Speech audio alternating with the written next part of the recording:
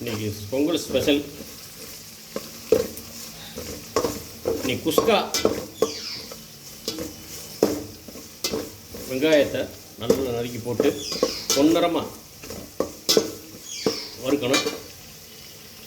பச்சை மிளகாவை லைட்டாக விட்டு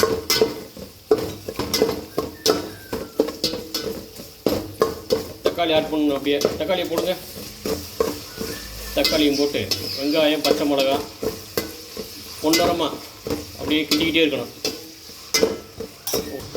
இஞ்சி பூண்டு பேஸ்ட்டு அரைச்சி வச்சது ஒன்றா அப்படி போட்டுக்கலாம். நம்ம ஆட் பண்ணிட்டோம்னா அது நல்லாயிருக்கும். உங்களுக்கு இப்படி கிண்டிகிட்டே இருக்கணுங்க. நல்லா வதங்கினாச்சே அதோட டேஸ்ட்டே கிடைக்கும்.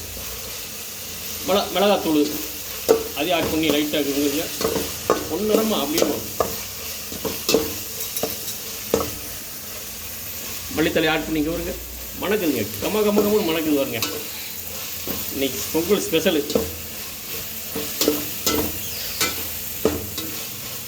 கறி மசாலா பொடி அப்படி ஆட் பண்ணணும். பட்டை கிராம்பு ஏலக்காய் சோம்பு பொடி பண்ணி தண்ணி ஆட் பண்ணுங்க. அப்படியே தண்ணி அப்படி கிண்டிக்கிட்டே இருங்க.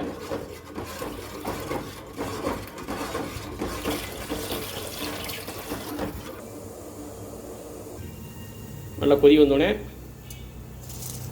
அரிசியை அப்படி போட்டு விடுங்க. நல்லா கொதி வந்த அப்புறம் போடணுங்க. அப்போ தான் கொஞ்சம் நல்லா வேக்காடு நல்லாயிருக்கும்.